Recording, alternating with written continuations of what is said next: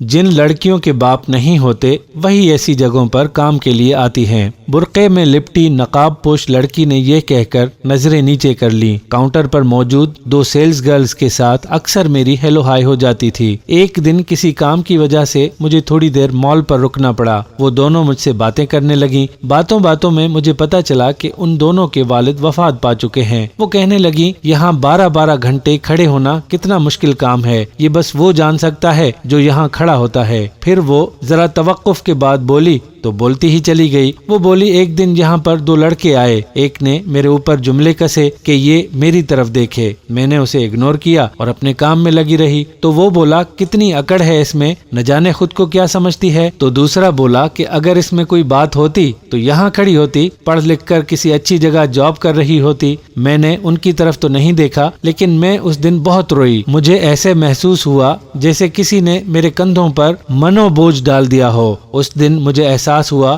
کہ میں کتنی غلط جگہ کھڑی ہوں۔ لوگ سمجھتے ہیں کہ یہ آوارہ لڑکیاں ہیں، لیکن انہیں کیا خبر کہ ہم کس مجبوری میں یہاں کھڑی ہیں۔ دونوں لڑکیاں FA پاس تھیں، دونوں پرائیویٹ BA کے امتحان کی بھی تیاری کر رہی تھیں اور اپنے گھروں سے گھر کے اخراجات پورے کرنے کے لیے نکلی تھیں۔ بے چارگی اور بے بسی ان کی آنکھوں سے ظاہر ہو رہی تھی۔ ایک لڑکی کا لہجہ ڈھیلا پڑ گیا، اس کی آنکھوں میں آنسو چمکنے لگے، مگر گھر کا سربراہ چونکہ مضبوط ہوتا ہے اس لیے اس نے آنسو اپنے حلق میں اتار دیے۔ دیکھو رونا مت، اگر تم روئی تو میں تم سے ناراض ہو جاؤں گی۔ 18-19 سال کی یہ لڑکیاں ایک دوسرے کو دلاسا دے رہی تھیں اور ایک دوسرے کی ہمت بندھا رہی تھیں۔ میں سوچنے لگی جب لڑکوں کو ماں کی گود سے شرافت نہ ملی ہو تو شاید یہی وہ بچے ہوتے ہیں جو کہ بڑے ہو کر خواتین پر جملے کستے ہیں۔ عزت دار گھروں کے لڑکے بھی حیادار ہوتے ہیں۔ شریف مائیں شریف بچے ہی جنم دیتی ہیں۔ بچے تو جانور بھی پیدا کرتے ہیں، مگر اصل بات تربیت کی ہوتی ہے۔ جانور نما بچے پیدا کرنے سے بہتر ہے انسان ایسے بچوں کو جنم ہی نہ دے جو کسی کی عزت اور وقار کو اپنے پیروں تلے روند کر چلے جائیں۔ دوستو، ایسی لڑکیاں آپ کو کہیں نظر آ جائیں تو آپ ان سے ایسا ناروا سلوک نہ رکھیں، بلکہ ان کو عزت کی نگاہ سے دیکھیں، کیونکہ یہ کسی نہ کسی مجبوری کے تحت اپنے گھروں سے ان جگہوں پر کام کے لیے نکلتی ہیں۔